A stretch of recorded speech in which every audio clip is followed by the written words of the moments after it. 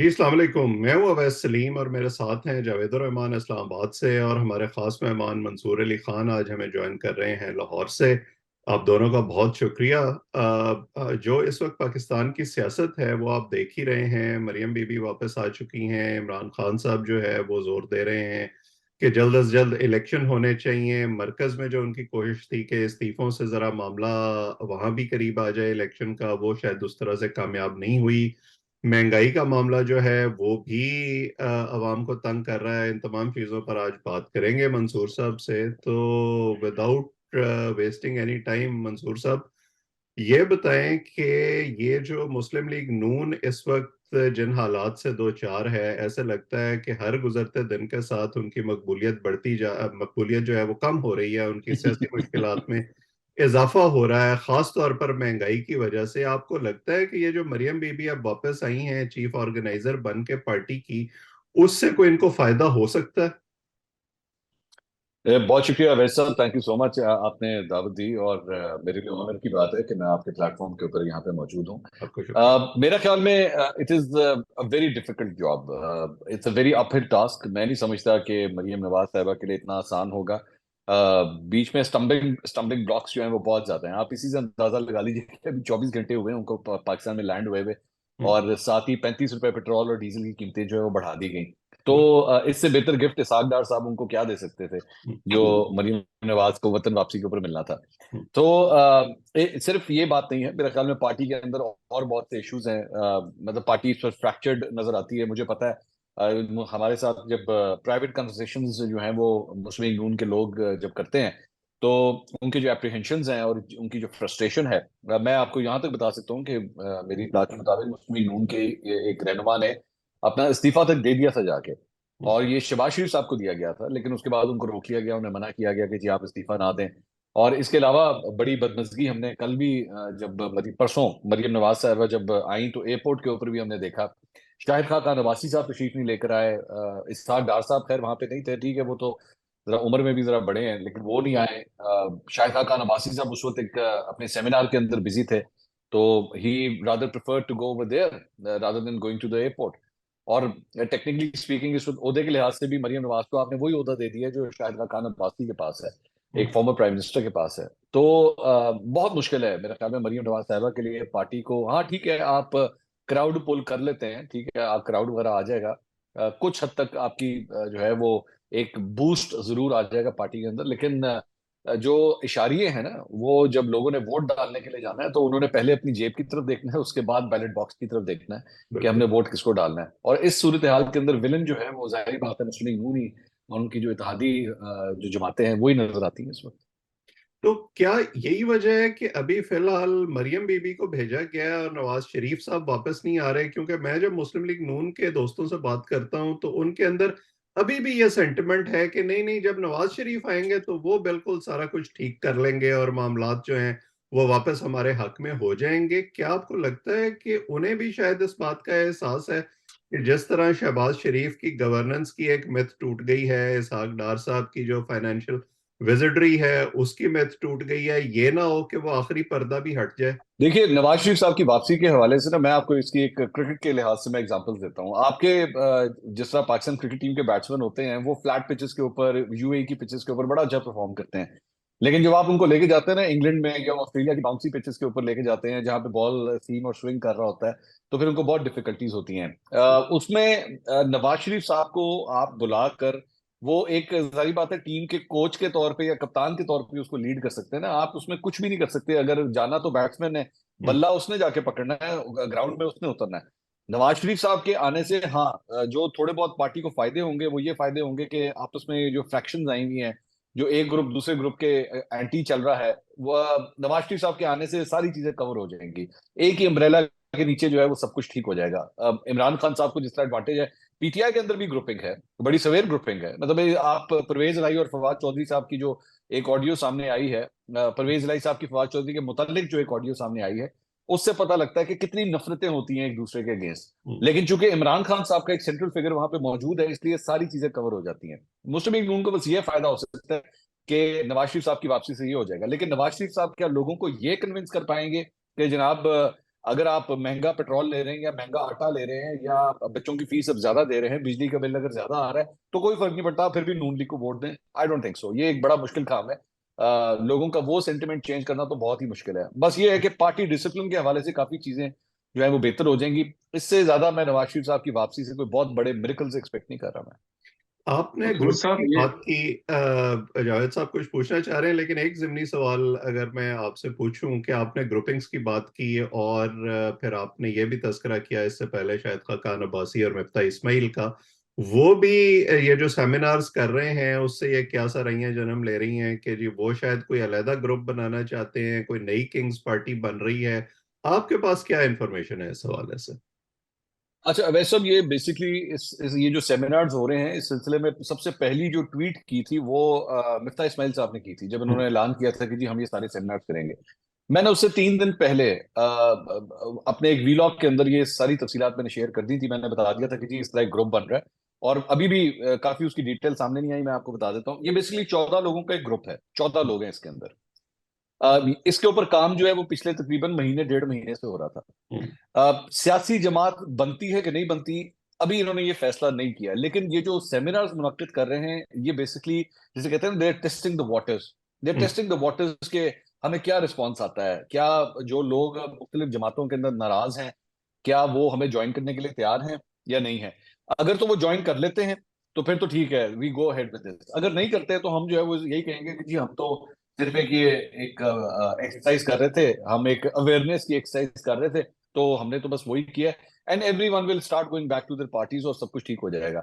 हम्म। तो ऐसा नहीं है कि ये सोच नहीं पाई जाती, क्योंकि इन 14 में से एक शख्स ने बैठ के मुझे सब कुछ ब्रीफ किया है। हम्म। उसने मुझे बताया है कि जी हमारा ये प्लान ऑफ एक्शन है और हम ये करने जा रहे हैं। हम्म। तो ये जो कहते हैं कि नहीं नहीं हम लोग अलग जमात नहीं बना रहे, हाँ अलबत्ता एक बात है कि अगर आप इन लोगों का रिकॉर्ड उठा के देख रहे हैं, शायद खान अब्बासी साहब 2018 का इलेक्शन हार गए थे, उनको लाहौर की सीट से लाके जो है वो इलेक्शन जिताना पड़ा था। मिफ्ता इस्माइल साहब ने कराची में जिमनी इलेक्शन लड़ा था, कादिर खान मंदोखेल पीपल्स पार्टी के रहनुमा उनसे हार गए थे।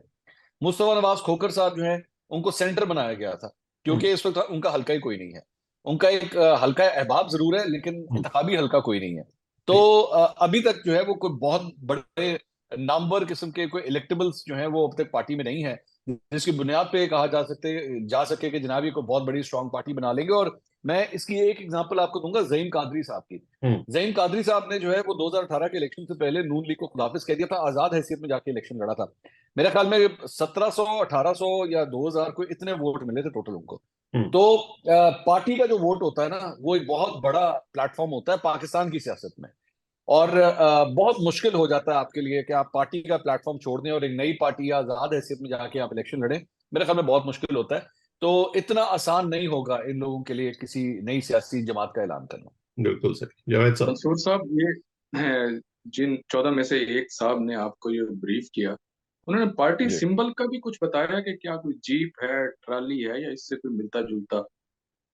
सर, ये वो बात एक्चुअली वहां तक पहुंची नहीं है अभी।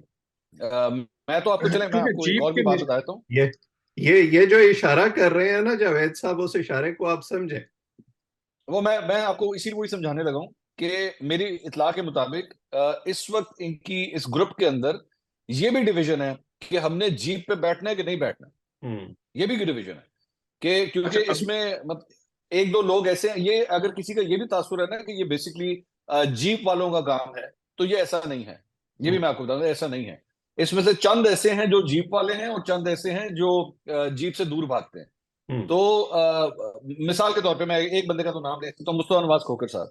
मुस्तफा नवाज खोखर साहब की इस 14 के ग्रुप में राय ये है कि हमें जीप के साथ किसी किस्म का कोई लेना देना नहीं होना चाहिए। लेकिन फिर इन्हीं के ग्रुप में चंद ऐसे लोग हैं जो कहते हैं यार पाकिस्तान में जीप के बगैर कौन सी सियासत होती है। हम्म। तो ये चीज अभी तक फाइनल हुई नहीं है, जब आखिरी जब मेरी बात हुई थी तब तक की इतलात के मुताबिक। ठीक। मंसूर साहब अभी आप जिक्र कर रहे थे कि नवाज शरीफ साहब अगर वापस आते हैं, और वो क्रिकेट का भी आपने जिक्र किया, क्रिकेट का जिक्र हो और खान साहब का जिक्र ना हो, ये कभी नहीं हो सही कह रहे सकता। हैं, मैं एग्री करता हूँ आपसे। जी अच्छा जनाब, वो यूं है कि नवाज शरीफ साहब जैसे आपने कहा, ऐसे लग रहा है कि कोई करीब हैं आने के, और वो आ जाते हैं। इधर से खान साहब ऐलान कर चुके हैं कि जो 33 हल्के हैं उन सब के ऊपर मैं अकेला ही खड़ा हूँ।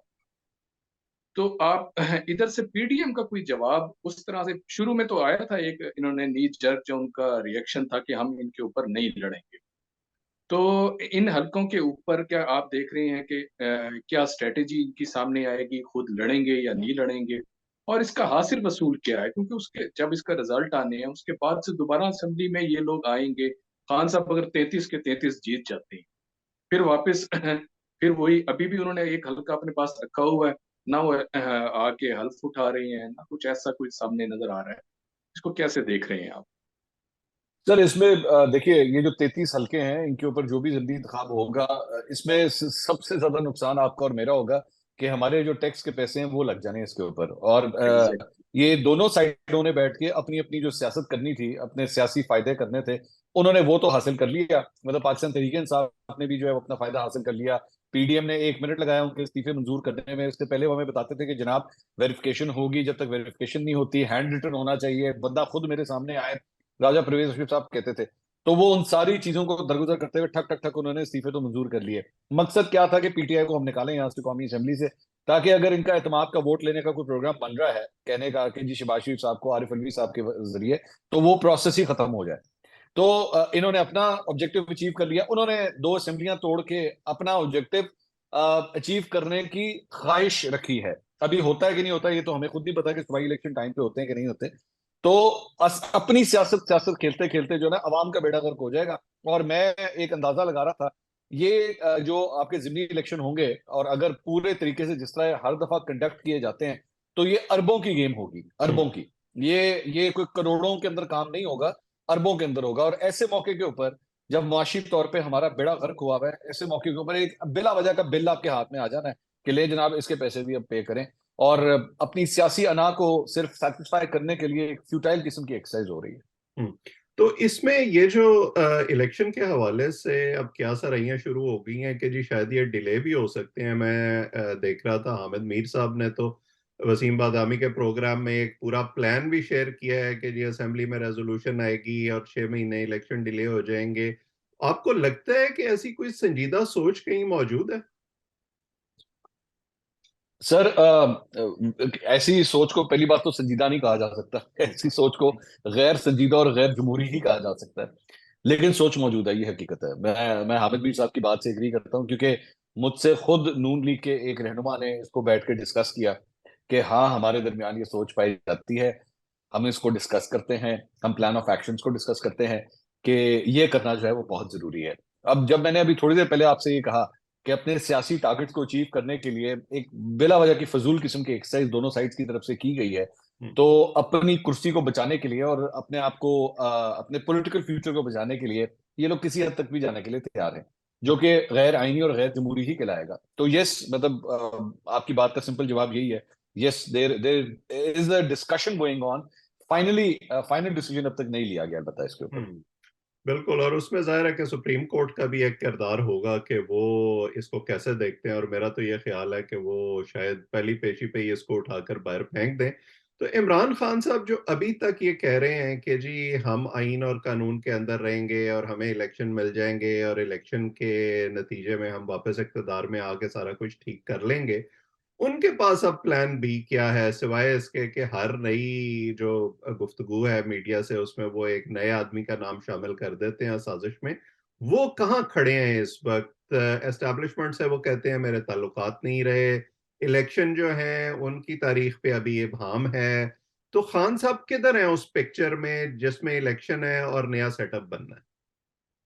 देखिए, खान साहब जो है वो अवाम में खड़े हैं। Frankly speaking, he is taking the popular narrative, which is जो फैक्ट, मतलब आपका और मेरा काम तो हमें फैक्ट्स को देखना है ना। फैक्चुअली स्पीकिंग, इस वक्त इनमें से कोई भी किसी के पास ऐसी गिद्दड़ सिंगी नहीं है कि वो कोई हालात को जो है ना बहुत बड़ा तब्दील कर दे। चाहे आप इसको बैड गवर्नेंस कहें, नाअहली कहें, लैक ऑफ एक्शन कहें, किसी किस्म का कोई एक्शन नहीं है। बट इमरान खान साहब के माजी को अगर हम उठा के देखें, तो it has always been a disaster. उनकी उनके पास तो कोई ऐसा प्लान ऑफ एक्शन नहीं है। आज जिस तरह ये अभी कल इसहाक डार साहब ने ऐलान किया कि जनाब 35-35 रुपए जो है वो पेट्रोल और डीजल की कीमतें बढ़ा दी जाएंगी, ये इनके भी दावे जो थे उनकी कड़ी खुल गई। ये कहते थे कि नहीं जनाब हम तो पेट्रोल को नीचे लेकर आएंगे, डॉलर को 200 से नीचे लेकर आएंगे। नहीं हो सका। एक अनरियलिस्टिक किस्म के आपने जो है वो दावे किए हुए थे, आईएमएफ को हम सीधा कर लेंगे, आईएमएफ से ये कर लेंगे वो कर लेंगे, नहीं हुआ। शाहजेब खान ज्यादा के शो में बैठ के इसहाक डार साहब टड़ियां लगा रहे थे आईएमएफ को बैठ के, नहीं हो सका। अल्टीमेटली आपको झुकना पड़ा उनके सामने तो यहाँ पे भी यही सूरत हाल है। ये दावे शावे वगैरह किए जाएंगे। मतलब कल रात को जो है वो पाकिस्तान के मुख्तलिफ शहरों के अंदर पेट्रोल की कीमतें बढ़ाने के खिलाफ पीटीआई ने बैठ के एहतजाज किया। भैया आपने नहीं बढ़ाई हुई, आपने भी बढ़ाई हुई है, और आप आगे भी बढ़ाएंगे। हम्म। और अगर आज आप होते तो आप भी बढ़ाते, हम्म। जो इस आंदोलन ने बढ़ाई है।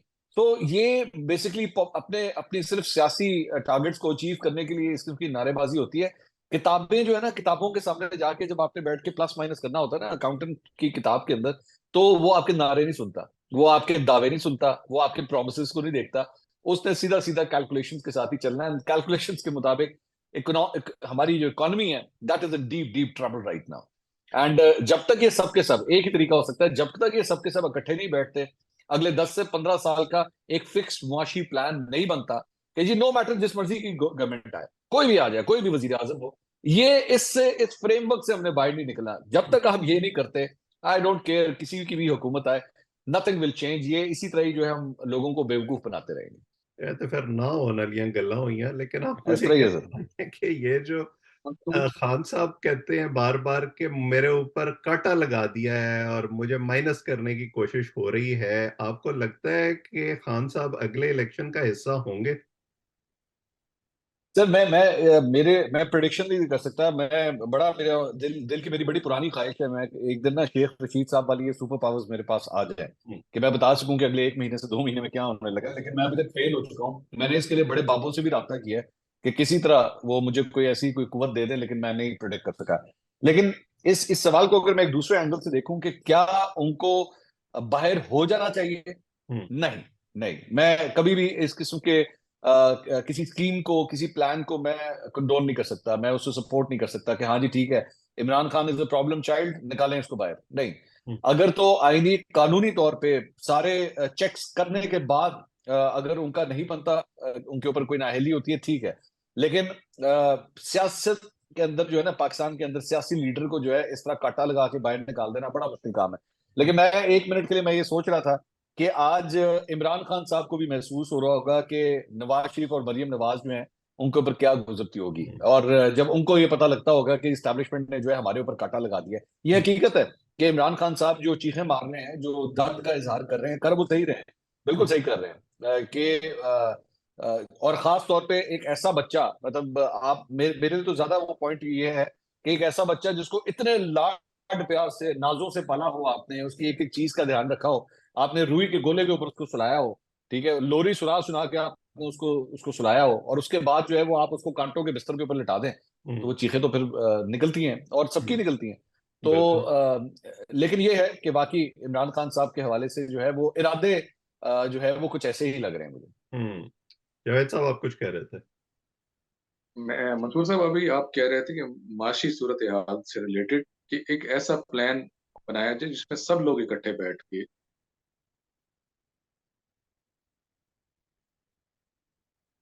आपकी आवाज चली गई। जावेद साहब, आप अपना सवाल रिपीट इलेक्शन करें। ये है। सवाल रिपीट करें जावेद साहब। मंसूर साहब, आपने अभी माशी सूरत हाल से रिलेटेड जिक्र कर रहे थे कि सबको इकट्ठे मिल के बैठ के एक इसके मुतालिक कोई पॉलिसी बनानी चाहिए और उस अपने मौकिफ से नहीं हटना चाहिए, चाहे जो कुछ हो। हमें तो ऐसे लग रहा है जिस तरह से इलेक्शन ईयर अब तकरीबन हम दाखिल हो चुके हैं कि कुछ अरसे बाद ये कहेंगे कि फाइनेंस मिनिस्ट्री तेरे पास थी, फॉरेन अफेयर्स तुम्हारे पास था, वहां जो गलतियां रह गई वो पीपल्स पार्टी की जिम्मेदारी थी, यहाँ पीएमएलएन की जिम्मेदारी थी। तो ये दिन कब आने वाले हैं? अब इसको कैसे देख रहे हैं कि पीडीएम का ये जो मोहब्बत और रोमांस है ये कब खत्म हो रहा मैं आपको एक छोटा सा वाक्य आपके साथ शेयर करता हूँ। वोट ऑफ नो कॉन्फिडेंस होने वाला था, तो मेरी एनक्यूएम के एक रहनुमा से मेरी बात हुई। तो मेरा सबसे पहले उनसे सवाल ये था कि हिदायत आ रही हैं, कोई फोन शोन आया है? उन्होंने कहा नहीं, कोई फोन नहीं आया, और हमारे लिए सबसे ज्यादा परेशानी की बात यह है कि फोन नहीं आ रहा, हम्म। और हमने जब फोन किया है तो वो सही तरह जवाब ही नहीं दे रहे। मैंने कहा अच्छा, तो मैंने कहा फिर आप क्या करेंगे? उन्होंने कहा फिर हमें जाहिर बात है कुछ अपनी सियासत के हवाले से हमें फैसला करना पड़ेगा। मैंने कहा अच्छा, तो मैंने कहा सियासत के हवाले से आप अगर फैसला करेंगे तो फिर किन चीजों को चेक करेंगे? उन्होंने कहा हम ये इन चीजों को चेक करेंगे कि ऐसी सूरत हाल में कराची के अंदर बल्दियाती इंतखाबात होने जा रहे हैं, क्योंकि उस वक्त के प्लान हुए हुए थे जब होने होने थे, लेकिन हो नहीं रहे थे। तो उन्होंने कहा कि हमने बल्दियाती इंतखाबात में जाना है, तो अगर हम इस इत्तेहाद के साथ, यानी कि उस वक्त वो पीटीआई के साथ थे, कि अगर हम इस इत्तेहाद के साथ कराची के इंतखाबात में जाएंगे तो हमारा मुकाबला तो पीटीआई के साथ होना है, एमक्यूएम उसको ये समझती थी कि हमारा सबसे बड़ा मुकाबला तो पीटीआई के साथ होना है, तो ऐसी सूरत में हम क्या मुंह दिखाएंगे वहां पे जाके अपने वोटर को।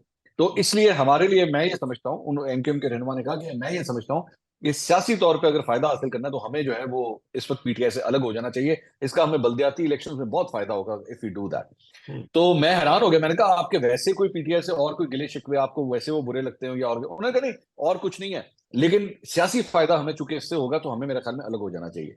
तो अगर ये फॉर्मूला जो उस वक्त मुझे उस एमक्यूएम के रहनुमा ने ये कहा था, तो अगर मैं उस फॉर्मूले के हिसाब से जाऊं तो मैं यही सोच रहा हूं, आप बिल्कुल सही कह रहे हैं कि जैसे ही इलेक्शन करीब आएंगे तो यही पाकिस्तान पीपल्स पार्टी, यही नून लीग, यही जेयूएफए मेरे ख्याल में शायद ना करे, क्योंकि उनका इन दोनों से डायरेक्ट टाकरा होता नहीं है।